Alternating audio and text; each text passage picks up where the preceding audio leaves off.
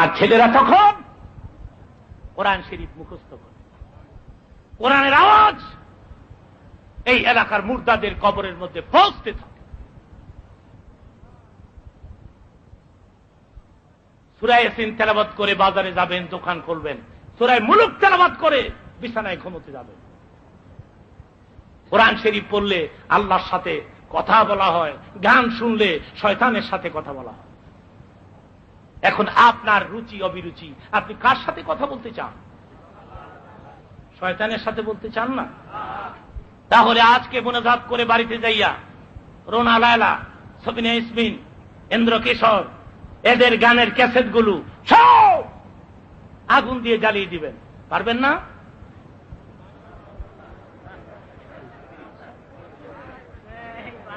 কদ্দুর পারবেন আমি জানি। হুজুর, এই 2-3 হাজার টাকা ব্যয় করে এত ক্যাসেট জমাইছি, আর আপনার কথা এগুলি আগুন দিয়ে জ্বালাই দিতা? হুজুর, ও হুজুরের ঘরের হুজুর। তাহলে বোঝা গেল আপনারা ওয়াজ শুনতে ভালোবাসেন, কিন্তু আমল করতে।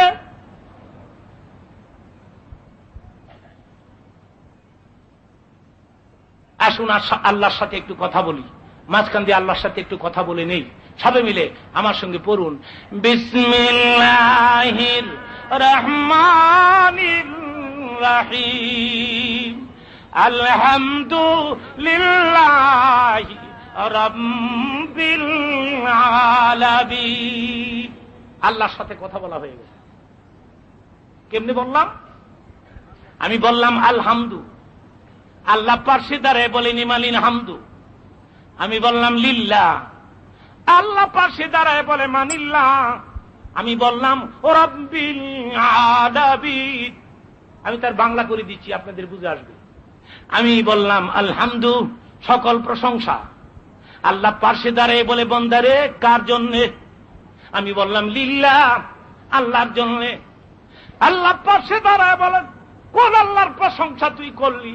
আমি বললাম ও রাব্বিল আলামিন। এইভাবে করে শুধু আলহামদু সূরা নয়, আল্লাহ বলেন ও বান্দা, যখনই তুই কোরআন শরীফ পড়স, আমি আল্লাহ তোর সামনে বসে বসে তোর সঙ্গে কথা বলতে থাকি। আর যদি গান শোনেন, তাহলে শয়তানের সাথে। আল্লাহর ওলি মসজিদের বারান্দায় সূরা ইয়াসিন তেলাওয়াত করতেছে। আজরাইল কিন্তু আবার আজরাইল একটা সালাম দিতে পারে, এটা হিকমতি সালাম। এখন থেকে নিয়ে 15 মিনিট পরে যদি এই মাহফিলে কোন লোক মৃত্যুবরণ করেন, তাহলে আজরাইল পাশে দাঁড়ায় আপনাকে সালাম দিবে। সেই সালাম আপনি শুনবেন আর কেউ শুনবেন। আজরাইল একটা সালাম জানে, একটা ইনফরমেশন করতে পারে আপনারে গোপনে। সালাম দিবে রাস্তার কিনারে দাঁড়িয়ে, তখন ওয়াজ আর আপনার কাছে ভাল লাগবে না। আপনি এখান থেকে উঠে যাবেন, আপনি বের হয়ে যাবেন, যেহেতু আজরাইল আপনাকে ডাক দিয়েছে। জোরে কোন সুবহানাল্লাহ। আল্লাহর ওলি কোরআন শরীফ তেলাওয়াত করতেছে ঠিক, কিন্তু পেছনে দাঁড়িয়ে আজরাইল সালাম দিয়েছে। কোরআন শরীফ তেলাওয়াত বন্ধ করে দিয়েছে, কেন জানি ভাল লাগতেছে না, ভাবছে সূরাটা একটু পরে শেষ করব, রেখে দিয়েছে। পেছনের দিকে নজর করে দেখে এক লোক দাঁড়িয়ে আছে। আজরাইল ডেকে বলতেছে একটু বাড়ির থেকে দেখা করে আসেন। বাড়ির থেকে? আপনি কে? আমি একজন মুসাফির। বুঝছি আপনার বোধহয় খিদা পেয়েছে, সেজন্য বাড়িতে যাইতে কম। আজরাইল কো না, খিদা পায় নাই। আমি বলছি একটু বাড়ি থেকে দেখা করে আসেন। মুসাফির, ফজরের নামাজের আযান দিলে আমি বাড়ি সারি, সুন্নত পড়ি, বসে থাকি, ফরজ পড়ি, জিকির করি, কোরআন শরীফের তেলাওয়াত করি।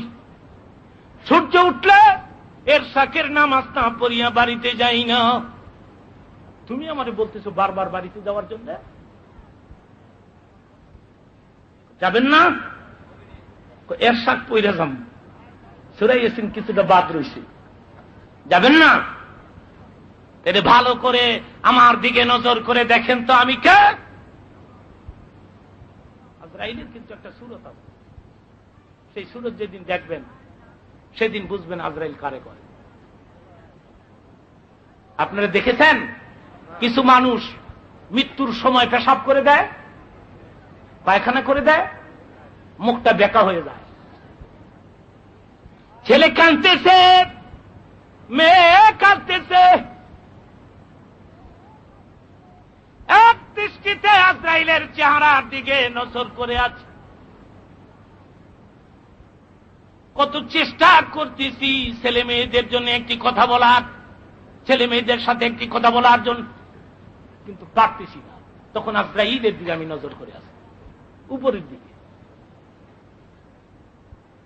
ইয়াদকার जिसी दिन मलकुल मौत रूह खींचने आएंगे, ना दिया जाएगा तुमको लब हिलाने के लिए। তোমাকে দুটি ঠোঁট নাড়িয়ে একটি কথা বলার সুযোগও দেওয়া হবে না। তুমি সেই দিনকে স্মরণ করো। হাদিস শরীফের মধ্যে আসছে আল্লাহ আজরাইলকে ডাকতেছেন, আজরাইল, যারে আজরাইল যাম, আজকে এমন একজনের রূহ তুই কবজ করবি যার খাতিরে তামাম দুনিয়া আমি আল্লাহ বানাইছি। অত্যন্ত আদব রক্ষা করে শুনবেন। আমি আমার নবী পাকের জিন্দেগীর শেষ মুহূর্তের হৃদয় বিদারক একটি চিত্র আপনাদের সামনে তুলে ধরবো। এখন আমার নবীর রূহ কবজ করতে আসতেছে আজরাইল।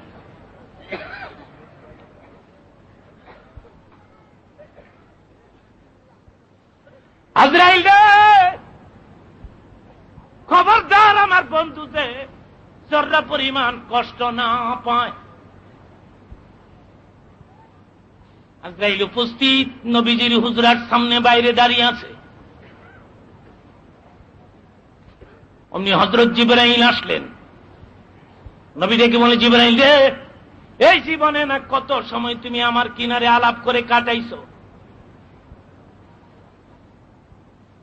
আজ কি কেন জিবরাইল আসতে দেরি করলাম?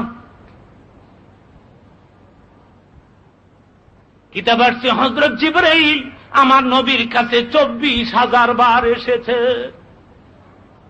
24,000 বার।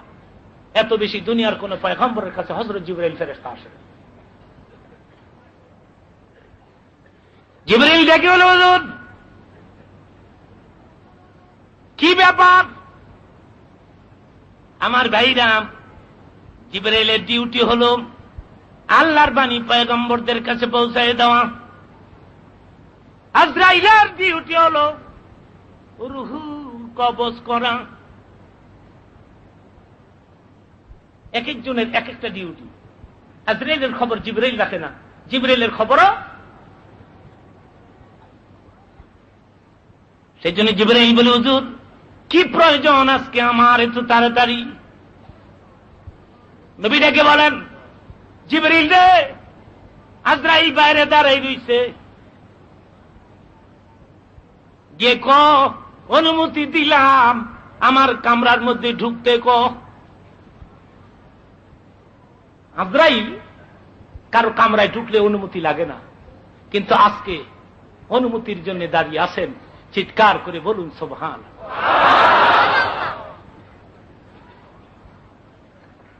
হযরত ফাতেমা বাবার মাথার দ্বারে বসে বিনে বিনে কাঁদতেছেন। নবী ডাক দিলেন, এ মা, দেখো মা, দরজাটা খুলে দে। ফাতেমারে বললেন দরজা খোলার জন্য। হযরত ফাতেমা দরজা খুলে দেখে বাবার ঘরের দরজায় এমন এক লোক দাঁড়িয়ে রয়েছে, মাথা আকাশে, পা দুটা জমিনে। সঙ্গে সঙ্গে দরজা বন্ধ করে দিলেন ফাতেমা। ডাক দিলেন, বাবা গো, এটা কে গো বাবা? এমন মানুষ তো ইতিপূর্বে মদিনায় দেখি নাই। কে গো বাবা? ওর আদরের মেয়ে ফাতেমা। ফাতেমাকে নবী বেশি ভালোবাসতেন, অনেক আদর করতেন। কিতে বাড়ছে ফাতেমাকে দেখলে আমার নবী অনেক সময় দাঁড়িয়ে যাইতেন। সুবহানাল্লাহ বলেন, সুবহানাল্লাহ। কত বড় কঠিন কথা, নিজের মেয়েকে দেখে বাপ দাঁড়ায় যায়। সাহাবীরা বলেন, ইয়া রাসূলুল্লাহ, নিজের মেয়ে ফাতেমারে দেখে দাঁড়িয়ে যান। নবী উত্তর দিতেন, সাহাবীরা রে, আমার যে মা বেহেশতে সমস্ত মেয়েদের সর্দার হবে, তার আগমনে কি আমি দাঁড়াইয়া সম্মান দেখাবো না?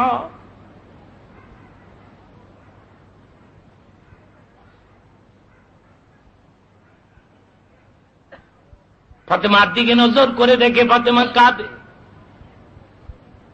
নবী ডেকে বলেন, মা গো, এই লোকটার চিনো না গো মা? হযরত ফাতেমা বলে, বাবা, এমন মানুষ মদিনায় দেখি নাই। আমার নবী আর চোখে পানি রাখতে পারে না, ধা ধা করে চোখের পানিগুলো ছেড়ে দিয়েছে। দেখে দেখে বলে, মা গো, এটাই ওই ব্যক্তি গো মা, যে ব্যক্তি কিছুক্ষণের মধ্যে তোর এতিম করে যাবে গো মা।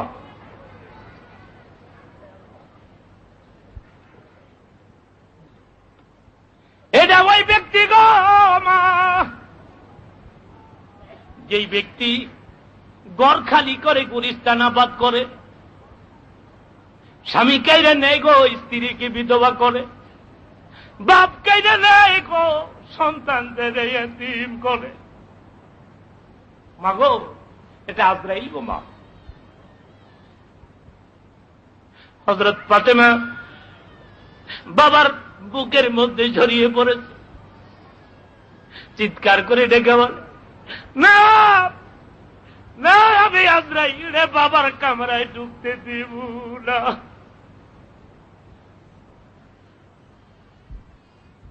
বাবা গো, তুমি যদি মইরা যাও গো, কারে বাপ গইয়া ডাকবো? দেখেন, দিলটা একটু নরম হয়নি। অভিনয় করে কান্নাকাটি করা যায় না, অন্তরে হিত পয়দা না হলে চোখে পানি আসবে না। নবীর মহব্বত অন্তরে না থাকলে চোখে পানি আসবে না।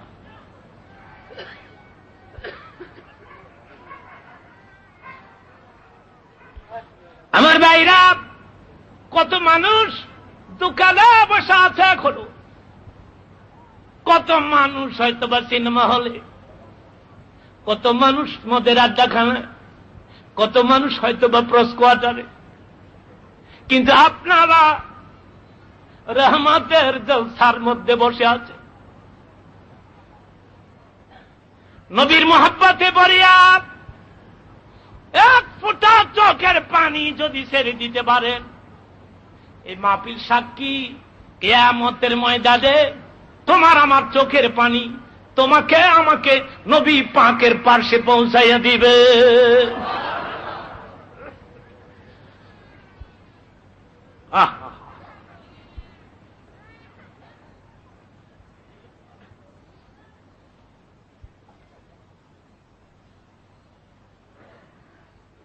হযরত ফাতেমা বলেন, এ বাবাজি, আমার ঘরের চুলায় যখন আগুন ধরে না, হাসান হুসাইন গলা কাটা মুরগির নেই বিছানায় ছটফট করে, একটা রুটির জন্য, এক মুঠ খানার জন্য। জানেন ফাতেমার সংসারে কত অভাব গেছে, এরপরেও তো স্বামীর অন্তরে দুঃখ দিয়ে কোনোদিন কথা কয় নাই। একদিন হযরত বেলাল হুজুরের কাছে গিয়া, কি হুজুর, ফাতেমার ঘরের খবর রাখেননি? নবী বলে, বেলাল রে, আজকে 5-6 দিন হয়েছে, আমি একটু ব্যস্ত, আমি আমার মার ঘরের খবর নেই না। কি হয়েছে রে বেলাল? হুজুর জলদি যান। নবী পেরেশান হয়ে দৌড়ে আসে, দরজা বন্ধ, বাইরে দাঁড়িয়ে ডাক দিছে, এ মা, তোর বাবা আইছি। ফাতেমা কোনো উত্তর দেয় না। মা গো, আমি তোর বাবা আইছি, কোনো উত্তর দেয় না। এ মা, আমি তোর এতিম বাবা আইছি,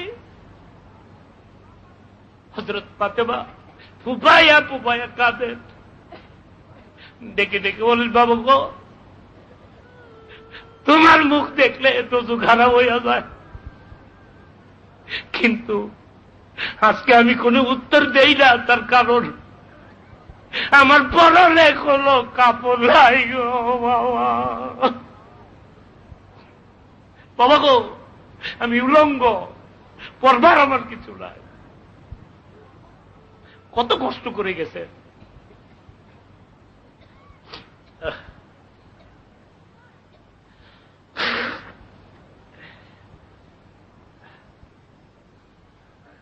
আবার নবী নিজের ব্যবহারের রুমালটা ভেতরে দিয়ে বললে, মা গো, এই রুমাল গায়ে দিয়ে তুই তবে না দেখলে প্রাণে বাঁচব না। ভিতরে ঢুকলেন, মুসাল্লার মধ্যে বসে আছে হযরত ফাতেমা। মা, তোর হয়েছে কি? এ বাবা, আজকে এক সপ্তাহ পর্যন্ত কিছু খাই না।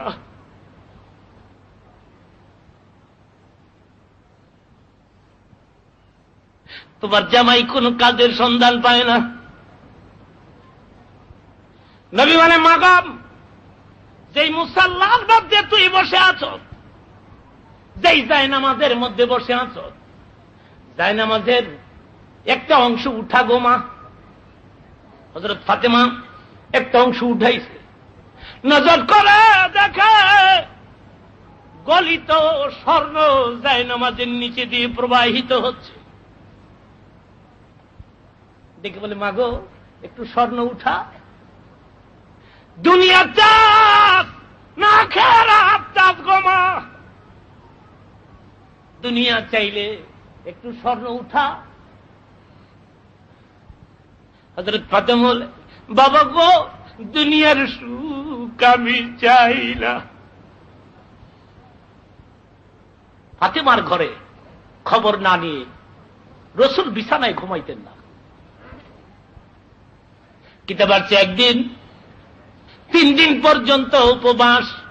আবু বকর, ওমর, আমার নবী নিজে। আবু বকর উমরকে লইয়া হুজুর রওনা করলেন সুজা সাহাবী আবু আইয়ুব আনসারীর বাড়িতে।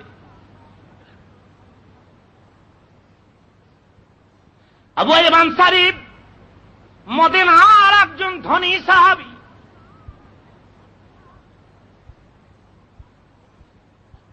জীবনের প্রথম যেদিন আমার নবী মদিনায় হিজরত করলেন, মদিনার লোকেরা রাসূলকে নিজের ঘরে উঠাইতে চান সবাই, কিন্তু নবী কাকে বেজার করবেন, কাকে খুশি করবেন? নবী বললেন, ও মদিনার লোকেরা, আমি কারে খুশি করব, কারে বেজার করব? ছেড়ে দাও আমার উট, আমার এই উট যার ঘরের সামনে গিয়ে বলবে আমি তার বাড়ির মেহমান হইব। কিতাবে আছে, উট যাইয়া যাইয়া এ আবু আইয়ুব আনসারীর বাড়ির সামনে শুইয়া পড়ে। আবু আইয়ুব আনসারীর বাড়ির মেহমান আমার নবী। আজ 3 দিনের উপবাস, আবু বকর উমরকে নিয়ে আমার নবী আবু আইয়ুব আনসারীর বাড়ির সামনে দাঁড়ায়া ছোট্ট গলায় ডাক দিছে, আবু আইয়ুব। হুজুরের কণ্ঠ আবু আইয়ুবের কানের মধ্যে গিয়ে বাড়ি লাগছে। দৌড় দিয়া বের হয়ে আসছে, আইসা নজর করে দেখে নবীজি 2 দিকে আবু বকর ওমর।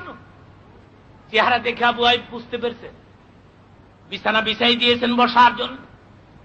ঘরের ভিতরে গিয়া ডাক দিছি, বিবি গো, আজকে এমন 3 জন দামি মেহমান আমার বাড়িতে আছে, খোদার কসম আল্লাহর জমিনের উপরে আছে দামি মেহমান আর হয় না।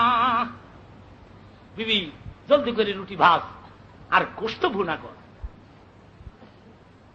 আবু আইয়ুব চলে গেছে খেজুরের বাগানে, এক ডাল খেজুর কাটিয়া হুজুরের সামনে এনে দিলেন।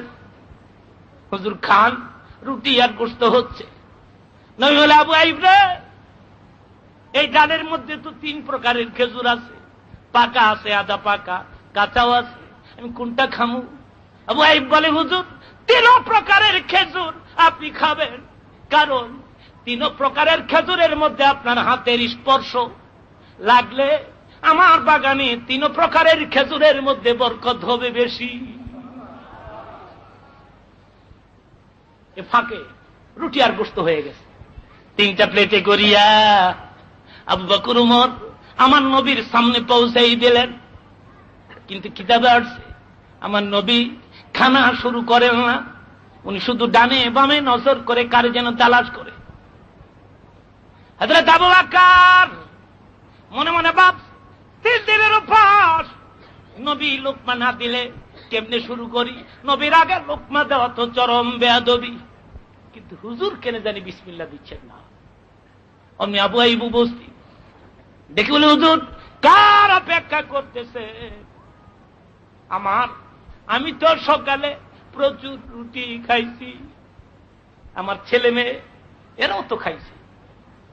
ইয়া রাসূলুল্লাহ, আমার স্ত্রী বড় শখ করে এই রুটি আর গোশত বুনা, আপনি বিসমিল্লাহ দেন, আমার স্ত্রী খুশি হইব। আমার নবী এতিমের মতো চোখের পানি ছেড়ে দিল, গাল ভিজে গেছে, বুক ভিজে গেছে। একটা রুটি হাতের মধ্যে লইয়া একটু বুনা গোশত রুটির ফাঁকে দিয়া আবু আইব রে ডাইকা, আবু আইব রে, এই রুটিটা আমার কলিজার টুকরা ফাতেমার বাড়িতে পাঠাই দে, আমার মা 3 দিন হয় কিছু খায় না।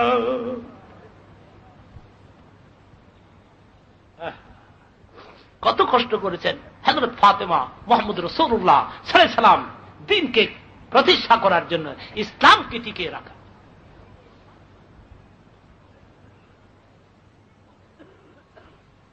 আমার ভাইরা, ওই ফাতেমা ডেকে ডেকে বলে, বাবা গো, হাসান হুসাইন খিদার কষ্টে গলা কাটা মুরগি নিয়ে যখন ছটফট করে বিছালায়, আমি 2 পুলা খুলে লইয়া তোমার বাড়িতে যাইতাম। খোদার কসম গো, তোমার মুখের দিকে তাকায় থাকলে আমাদের পেট ভইরা যাইত। বাবা, তুমি মরে গেলে কার মুখ দেখব? বাবা কইয়া এই মদিনাতে কারে ডাকবো? অমনি হাসান হুসাইন উপস্থিত। হাসান হুসাইন দেখে বলে, মা গো, নানার কি হয়েছে গো মা? বালক মানুষ তো বুঝে না, নানা যে ইন্তেকাল হয়ে যাচ্ছেন বুঝে না। এ মা, নানার কি হইল? হযরত ফাতেমা বলেন, তোর নানা তোদের ইয়েতিম কইরা মদিনার মাটির নিচে ঘুমাইতে যায়। 2 নাতি 2 দিক দিয়ে ঝরিয়ে ধরছে। কি গো নানা, তুমি কই যাও? নবী ডেকে বলে, মা গো, সবার কান্না সইতে পারি, হাসান হুসাইনের কান্না সইতে পারি না। মা, এদের একটু সরাই নে।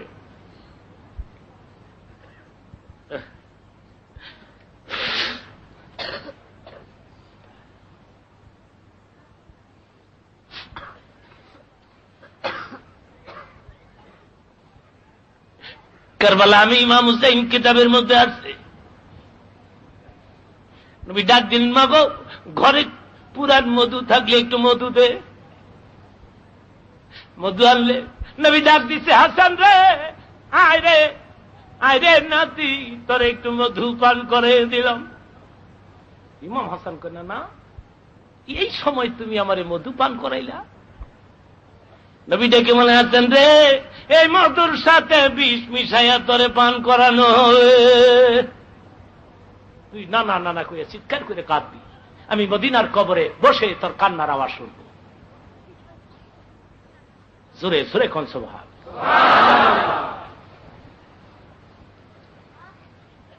হুসাইন ডেকে বলে, না না গো, ভাইয়েরা মধু দিলা, ভেদ প্রকাশ করলা, আমারে তো কিছু দিল না। নবী ডেকে বলে, মা গো, একটু পানি আইনা দে। একটু পানি আনলে।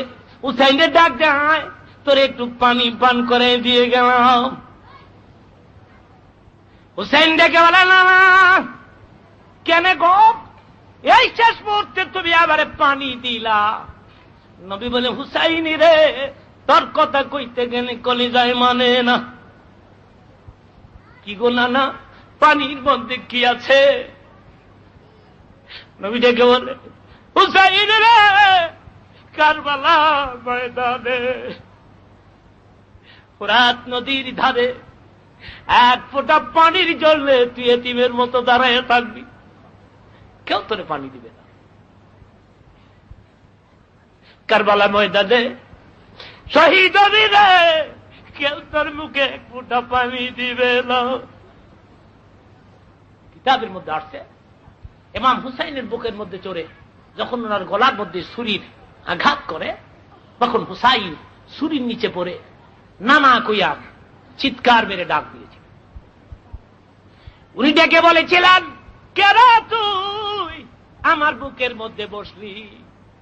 আমার নানা থাকলে কারবালা এভাবে আমার মারতে দিত না। আমার নানা কই গো, ও আমার নানা। কিতাবে আসছে, নবীর এক সাহাবী বলে, ছুরির নিচে পড়িয়া হুসাইন যখন নানা কইয়া চিৎকার মেরে ডাক দিচ্ছে, আমি কারবালার ময়দানের দিকে নজর করে দেখি দিনের নবী আসতেছে।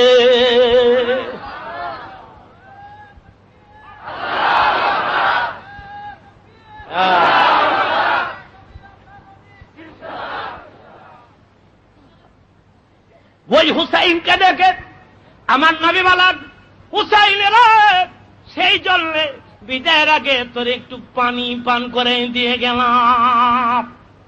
বন্ধুগণ, মুহাব্বতে সোনার মদিনার দিকে একটু দুরূদ শরীফের আওয়াজ পৌঁছে দেন, আমি কথাটা পরিষ্কার বুঝায় আপনাদেরকে নিয়ে মুনাজাতে হাত তুলব, একটু কাঁদবো মাবুদের কাছে। আমার মন কয় আজকের এই মাহফিলের মুনাজাত আল্লাহ ফিরাইবে না। আল্লাহুম্মা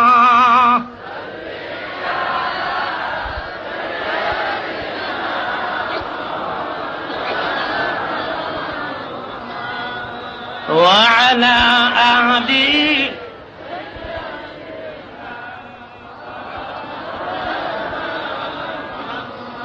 আরো জোরে আল্লাহুম্মা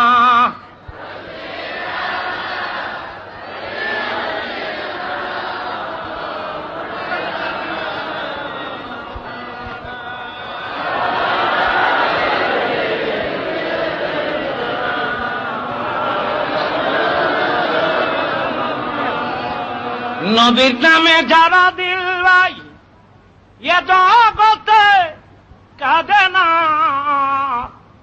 রোজ হাসরে এ ভাইজান তারা নবীর দেখা পাবে না।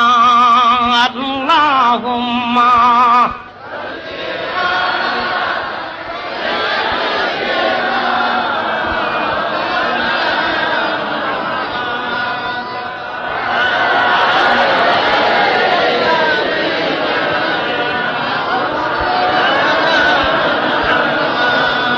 বড় ভালো লাগে সবে মিলে, কেউ মুখটারে বন্ধ করে রাখেন না। আল্লাহুম্মা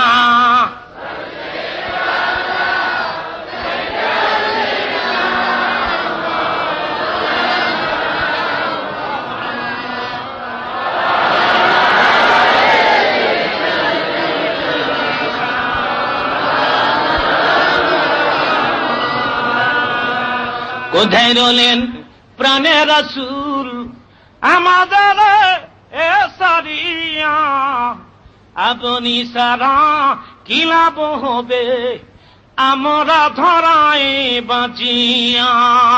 আল্লাহ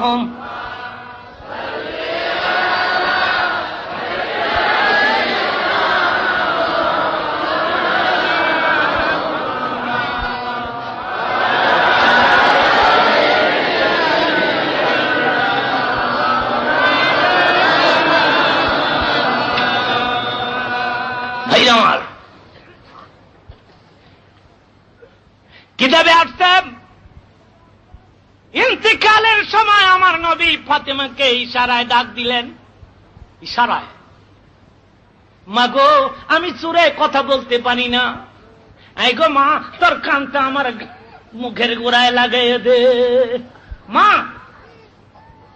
তোর কানটা আমার মুখের গোড়ায় দে। বন্ধুগণ, কানটা যখন মুখের গোড়ায় দিয়েছে, নবী ডেকে ডেকে বলেন, মাগো, সে কামরাটা এখনো মদিনায় আছে।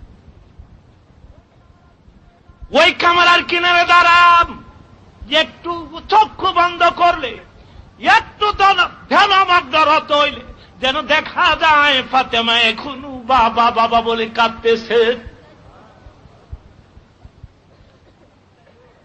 হাসান হুসাইন দরজার কিনারে গিয়ে দাঁড়িয়ে বলতেন, মা গো, নানা আমাদের এতিম কইরা গেছে গো মা, তুমিও যদি নানার জন্য এভাবে কাঁদো তুমিও তো মরবা। মা মা কইয়া কারে ডাকবো, কাঁদবো কি ঘুমামু গো মা?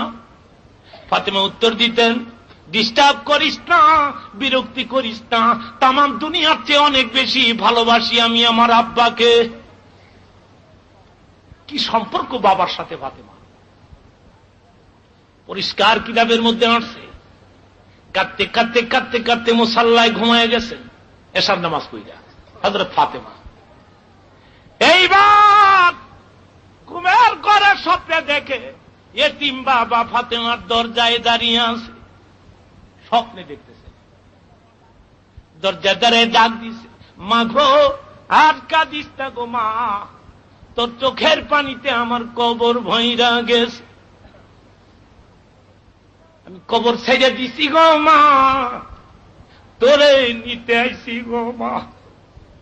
কেউ যদি খাবে দেখে, মরা মানুষ জীবিত অবস্থায় আপনার পাশে দাঁড়িয়ে বলতেছে আমি তোমাকে নিতে আসছি, তাহলে তার তাবির হলো আপনি খুব তাড়াতাড়ি মৃত্যুবরণ করবেন।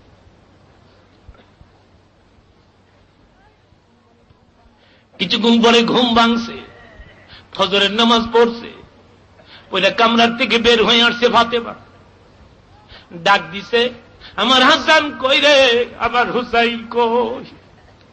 দুই পোলা দৌড়ে এসে, মা একবার হাসান রে কোলে লয়, আবার হুসাইন রে কোলে লয়, দুই সন্তান রে বুকে লাগায় চুমা খায়। হাসান হুসাইন ডেকে বলে, মা গো 6 মাসের মধ্যে কোনদিন কোলে লও নাই, কি গো মা আজকে এভাবে বারবার কোলে লও, বারবার চুমা খাও, বুঝেছি গো মা নানার কথা বোধহয় বুইলা ফেলাইছ।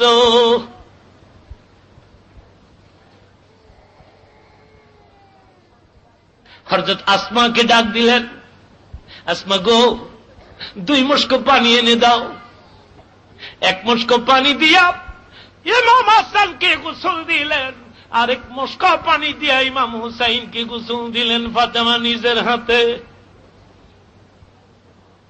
হাসান হুসাইন ডেকে বলে, মা গো, ও মা, এত সকালে কিসের গোসল দিলাম? এবার হযরত ফাতেমা চোখে পানি রাখতে পারে না, ডেকে ডেকে বলে, নিজ হাতে না কত গোসল করাইছি, জিন্দিগি শেষ গোসল করাইলাম, তোদের মা আর এই মদিনায় পাবি না।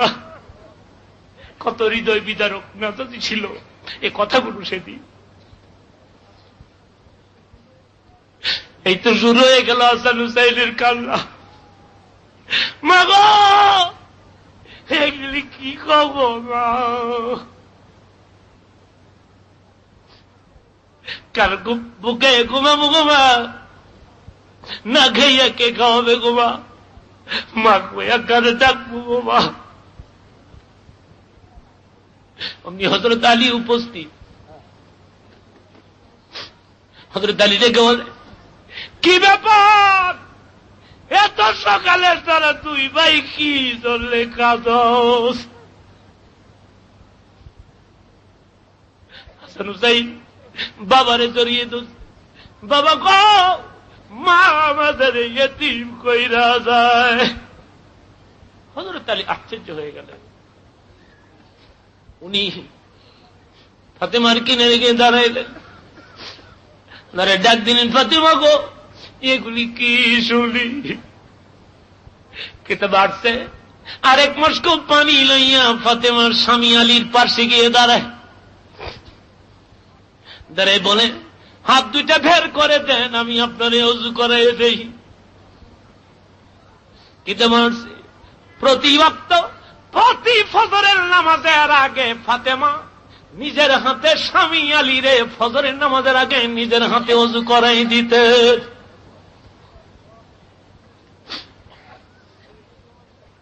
হযরত আলী ডেকে বলে, ফাতেমা গো, সকালে তো কোনদিন ওযু করার নাই, এখন তো কোনো নামাজও নাই, এ পানি দিয়ে কেন আমাকে ওযু করাবে?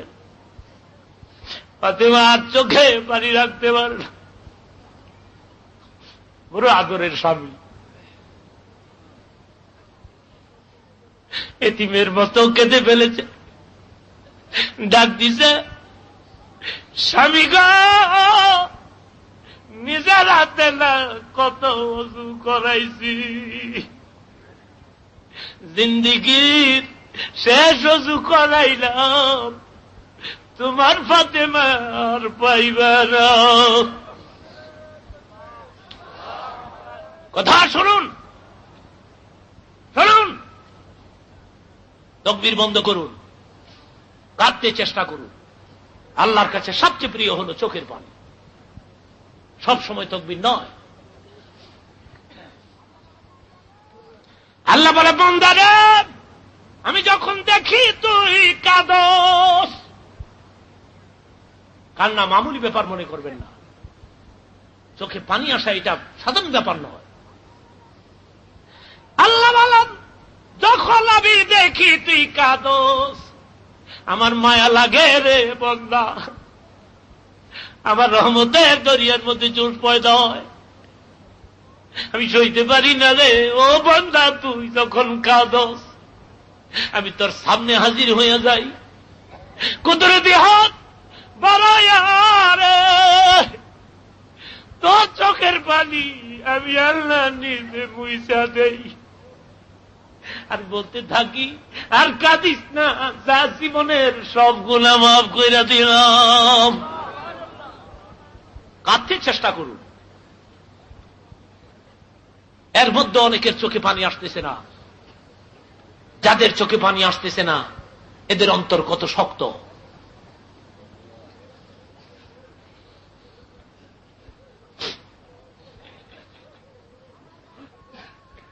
আমার ভাইরা, হযরত আলী বলেন, ফাতেমা গো, এটা কি কর, আমি একা কেমনে থাকবো এ মদিনা? হযরত ফাতেমা বলেন, শুনেন, আমার বাবা আজকে আমার নিতে আইব, আমি যদি কোনো অন্তরে দুঃখ দিয়া থাকি, এই নেন মাথা পাইতা দিলাম, যত শাস্তি পারো রে স্বামী, এই দুনিয়াতে দেও, আখিরাতে আমার এতিম বাবার সামনে লজ্জা দিও না।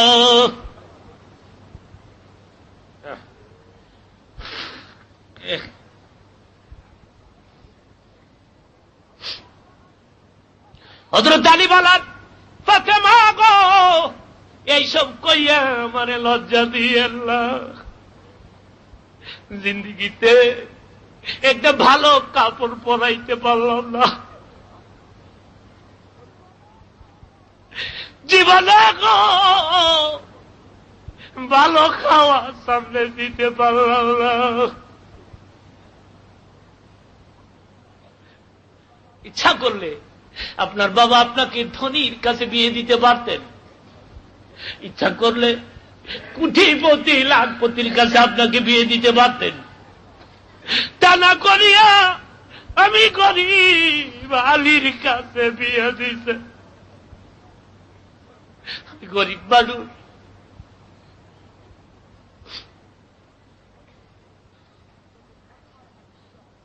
যেদিন ফাতেমার আলীর বিয়ে হয় সেই দিন এটা নিয়ম,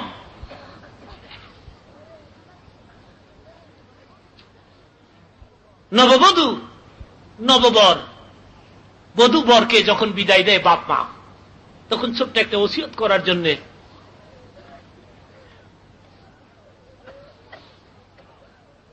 জামাইকে আর মেয়েকে পাশাপাশি সামনে দাঁড় করায় বাপ ওসিয়ত করে। এটা হল নিয়ম। আজকে রাসূল ওসিয়ত করতেছেন হযরত আলী আর ফাতেমাকে, এ মা, এ আলী, তোমার স্বামী। ওসিয়তটা কত সুন্দর ছিল। এ মা, তুমি মনে রাখো, আলী গরিব হইতে পারে, কিন্তু তোমার স্বামীর পায়ের নিচে কিন্তু তোমার জান্নাত। মা গো, স্বামীরে কোনোদিন কষ্ট দিও না, যাও মা। একথা কইলেন আলীর সামনে। ফাতেমা ঘরের ভেতরে চলে গেছেন।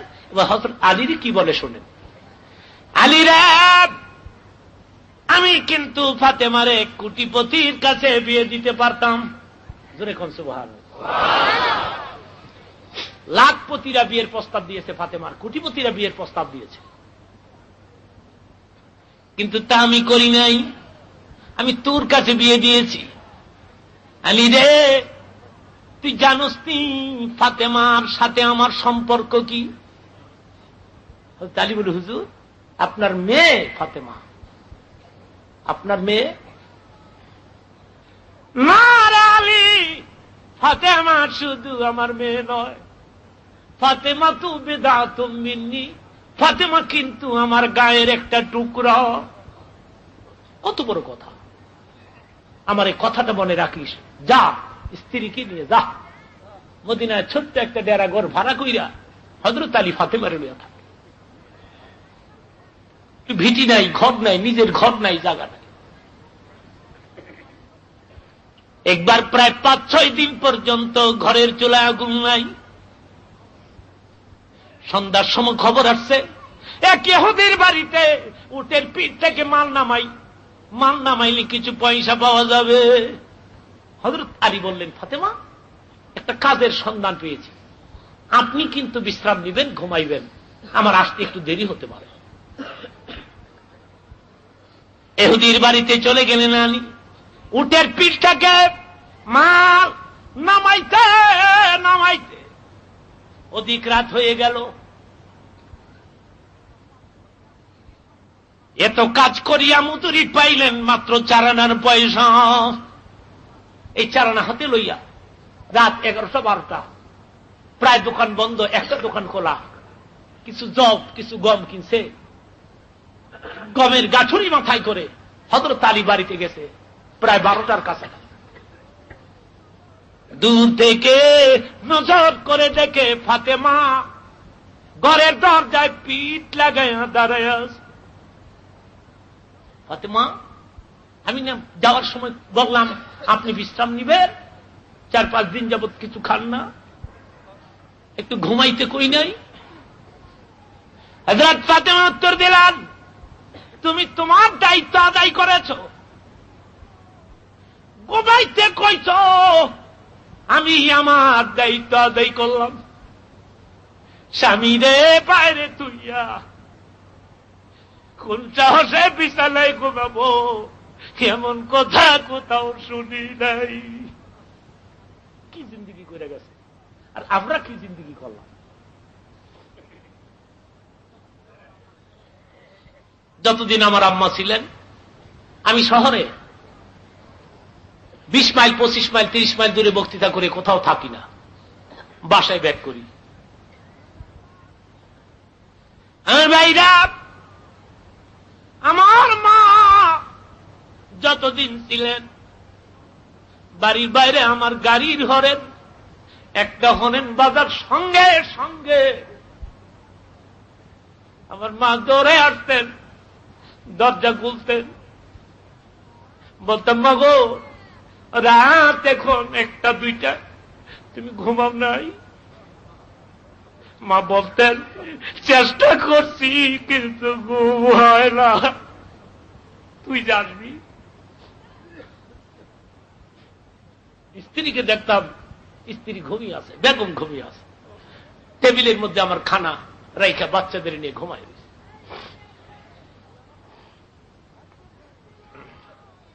আজকে 20 দিন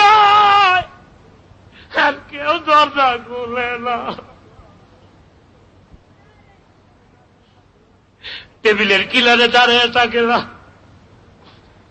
খাইতে বসলে রাত 1টা 2টা টেবিলের কিনার দিয়ে ঘুরতো খালি, কোনটা খামু কোনটা না খামু। আমার ভাইরা এখন করে বিল্লে খাইতে বলে, সে চোখে পানি এসে যায়, মনে মনে ভাবি মাগো এখন তো টেবিলের কিনারে কেউ দাঁড়ায় থাকে না।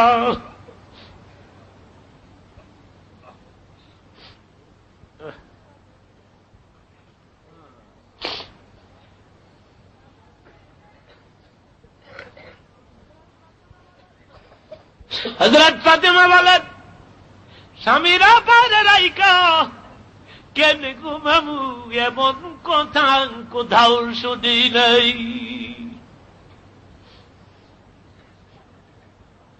গাঠুরি কাঁধের থেকে নিজ হাতে ধরে নিয়ে গেলেন, পানি দিলেন স্বামীরে ওযু করতে, বললেন আপনি তো পরিশ্রান্ত ক্লান্ত, আপনি একটু আরাম করেন, রুটি হইলে আমি ডাকবো।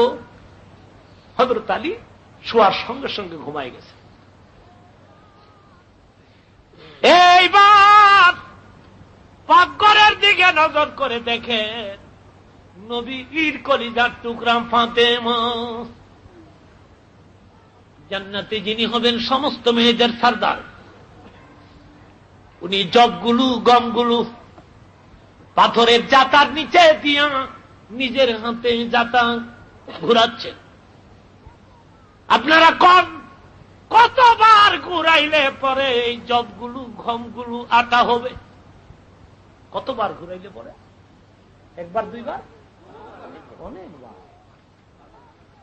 ঘুরাইতে ঘুরাইতে নবীর কলিজার টুকরা হাতের মধ্যে ঠোঁট বইরা যাইত, চামড়াগুলি উইটা যাইত, রক্তে 2টা হাত লাল হয়ে যাইত। এরপরও কোনদিন স্বামীর সাথে চক্ষু লাল করে কথা বলে না।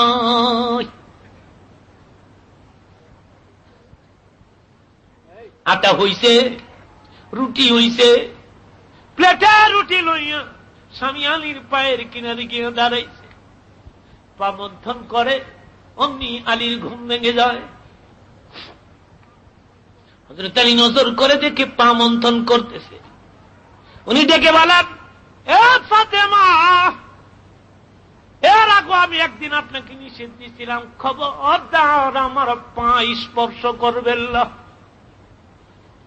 কিন্তু আজকেও আপনি আমার পা স্পর্শ করলেন। ফাতেমা গো, আপনি জানেননি নবীজি কি কইছে? নবী কইছে আলী রে, ফাতেমা আমার গায়ের একটা টুকরা, নবীর গায়ের অংশ আপনি। হযরত ফাতেমা বলেন আমি আমার বাবার গায়ের টুকরা হতে পারি, কিন্তু বাবা কইছে তোমার এই 2টা পায়ের নিচে আমার জান্নাত। দুটি কথার কত চমৎকার মিল।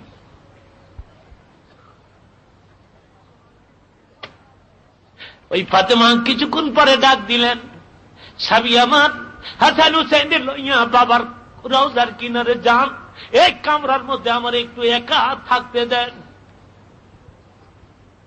হযরত আলী বলেন আমি চলে গেলাম। হযরত আসমা নিজে বর্ণনা দিচ্ছেন, দরজা লাগাই দিলাম, কামরার মধ্যে ফাতেমা একা। আমি বাইরে দিয়া দরজার মধ্যে কান লাগাই শুনি ফাতেমা মুনাজাতে হাত তুলছে, জিন্দেগি শেষ মুনাজাত। আল্লাহ গো, আজকে আমার এতিম বাবা আমার নিতে আইব। আমি জীবন ভর দেখছি আমার বাবা উম্মতি উম্মতি কইরা কাঁদে। আমার জীবনের শেষ মুনাজাত ফিরাইয়া দিও না। আমিও তোমার কাছে এই দরখাস্ত করলাম, আমার বাবা এতিম উম্মত মাফ কইরা দাও। হযরত আসমা বলেন, আমি নিজের কানে শুনছি ফাতেমা বাবার উম্মতের জন্য কাঁদতেছে। কিছুক্ষণ পরে আর কোন শব্দ পাই না, আর কোন আওয়াজ পাই না। দরজা খুইলা ভিতরে ঢুকে দেখি ফাতেমা দুনিয়ায় নাই। ও আমার ভাইরা, এইভাবে করে একদিন কিন্তু তোমার আমার জীবনে ওই অ্যাক্সিডেন্ট এসে যাবে, ঠিক না বেটি? এটা জিন্দেগি শেষ মুনাজাত হতে পারে। হয়তো এই মুনাজাতের পরে তুমি মুনাজাত পাইব না। মুনাজাতের আগে কেউ বিড়ি সিগারেট খাওয়ার জন্য দোকানে যাবেন না। আমি অল্প সময়ের মধ্যে আপনাদেরকে নিয়ে হাত তুলি, কথাটা শেষ করে দেই। এইবার আল্লাহর ওলি আজরাইলের চেহারার দিকে নজর করার সঙ্গে সঙ্গে ওযু নষ্ট হয়ে গেছে মসজিদের বারান্দার মধ্যে। আল্লাহর ওলি দেখে বলে, আজরাইল একটু সময় দিবি। আজরাইল বলে, আগেই তো কইছিলাম বাড়ির থেকে একটু দেখা করে আসেন। বলি নাই, তখন তো যান নাই, এখন বাড়িতে যাওয়ার জন্য সময় চান? আল্লাহর ওলি বলেন, বাড়িতে যাওয়ার জন্য সময় চাই না। তাহলে সময় দিয়ে কি করবেন? আজরাইল, এই বাড়ি আমারে পাগল করছে রে। এ বাড়ির আরামের বিছানা আমারে মসজিদ থেকে ফিরাইয়া রাখছে। আরামের বিছানা, আজান দিলে উঠতে মন চায় না। জোরে কর নাউজুবিল্লাহ। আজরাইল কয়, তাহলে সময় দিয়ে কি করবেন? আল্লাহর ওলি বলেন, আজরাইল রে, তোমারে দেখার সঙ্গে সঙ্গে আমার ওযু নষ্ট হয়ে গেছে ভয়ে। আমি একটু ওযু করব, 2 রাকাত নামাজ পড়ব। বাদশা কি কইছিল?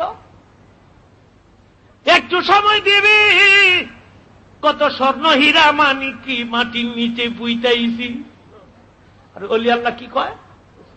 একটু সময় দিবা, 2 রাকাত নামাজ পড়ব। কত বেশ কম দেয়। একজন দুনিয়াকে ভালোবাসছে, আরেকজন আখিরাতকে। কিতে পারছেন? তখন একটু সময় হাতে বাকি ছিল আজরাইলের। আজরাইল বললেন, জলদি ওযু করেন। আল্লাহর ওলি বললেন, 2 রাকাত নামাজ যখন শেষ হবে, বাম দিকে যখন সালাম ফিরাবো, রুহু কবজ কইর রে, বাধা দিব না। বন্ধুগণ, ওযু হইল, বারান্দার মধ্যে দাঁড়াইলেন। শিশুর সন্তান মায়ের স্তনের দুগ্ধ পান করিয়া যেভাবে ঘুমিয়ে যায়, আল্লাহর ওলি মসজিদের বারান্দায় এর চেয়ে আরো বেশি আরামে দুনিয়া থেকে বিদায় হয়ে যায়।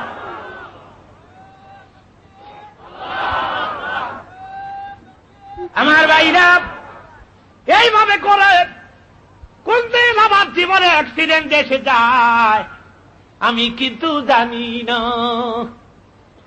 সেজন্য অনুরোধ করব, মরতে তো হবেই বাবা, ঠিক না বেটি?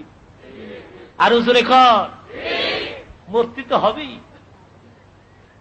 আর তো খালি যাবে খালি, সঙ্গে নেবে কি? সবাই বলেন, আর তো খালি যাবে খালি, সঙ্গে নেবে কি? সঙ্গে যাবে 2টি নাম, আল্লাহ আর নবী। সঙ্গে যাবি দুটি নাম আল্লাহ। আর কিছু যাবে বাবা? এ দোকান যাবে, ঘর যাবে, বেগম যাবে, আমি যাব বেগমের কবরে? যাবে আমার রুকু, যাবে আমার সেজদা, যাবে আমার জিকির। এই যে আজকে রাত প্রায় 11:30 হয়ে গেল, এই যে এখানে বসে আছেন, এই সময়টা দিচ্ছেন কাকে? আল্লাহকে। যদি কোন কাকে দিচ্ছেন? লাভ হচ্ছে কার?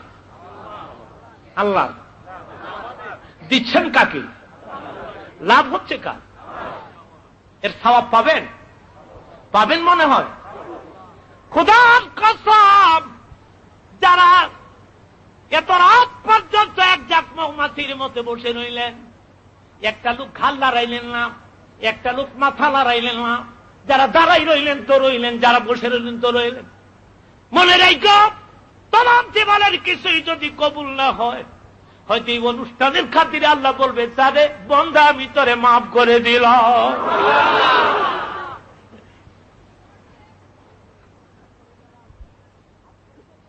অনুরোধ করে গেলাম, আজকে থেকে এক ওয়াক্ত নামাজ আর কাজা কইর না, মিথ্যা কইও না, মারামারি, চুরি, ডাকাতি, বদমাশি, জিনা, ব্যভিচার, হিন্দু মুসলমান উভয় ধর্মের লোকই তো এই এলাকার মধ্যে বাস করে।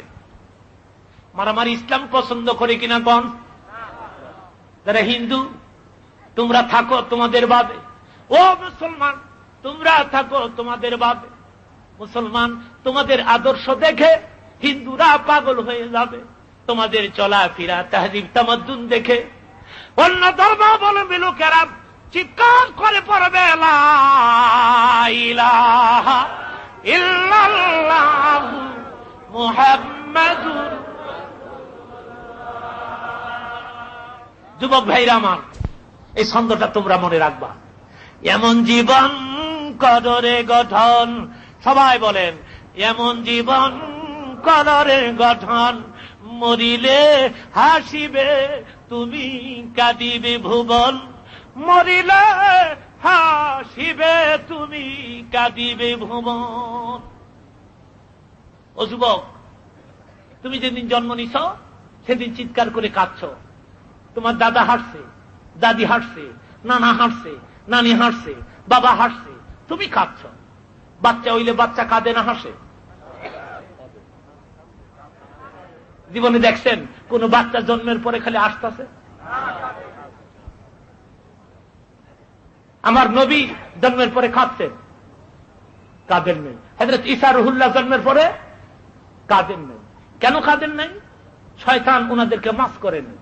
হাদিস শরীফে আসছে, বাচ্চা যখন জন্ম নেয় তখন শয়তান সেখানে উপস্থিত থাকে। শয়তান বাচ্চা জন্মের সঙ্গে সঙ্গে এত জোরে মাস করে, ফায়াসিহু সারিখান, বাচ্চা চিল্লায় কাঁদতে থাকে। কিন্তু আমার নবীকে শয়তান মাস করে নাই, সেজন্য নবী জন্মের পরে কাঁদেন নাই। জোরে এখন সুবহানাল্লাহ। এ যুবক, তুমি যেদিন জন্ম নিত চিৎকার করে তুমি কাঁদছ, দুনিয়ার মানুষ হাসিয়া তোমারে বরণ করেছে। বাবাই হাসে, দাদাই হাসে, দাদি হাসে, নানা হাসে, নানি হাসে। হ্যাঁ, কত খুশি, পোলা হইছে, পোলা হইছে। বাংলাদেশে পোলা হইলেই বাপ খুশি হয়, মেয়ে হইলেই বাজার হয়। পোলা হইলে কয় পাইছি 10,000 পাইছি, মাইয়া হইলে কান্দে কয় নিচে গা 10,000। আর আমি আল্লাহরে কি কইছি জানেন? আমি আল্লাহরে কইছি, আল্লাহ গো, তুমি যদি আমার এমন মেয়ে দাও যে মেয়ে হযরত ফাতেমার মতো হবে, যে মেয়ে খাদিজাতুল কুবরার মতো হবে, যে মেয়ে হযরত আসিয়ার মতো হবে, হযরত মরিয়মের মতো হবে, তাহলে তুমি আমারে একটা ছেলেও দিও না। যদি আমার ছেলে হয় বদমাইশ, যদি আমার ছেলে হয় খুনি, যদি আমার সন্তান হয় মূর্খ, তাহলে আমি একটা ছেলেও চাই। কিয়ামতের ময়দানে অনেক মেয়েদেরকে দেখা যাবে তারা হাজার হাজার পুরুষের আগে জান্নাতে চলে যাচ্ছে। আর আসতে কোন সুবহানাল্লাহ।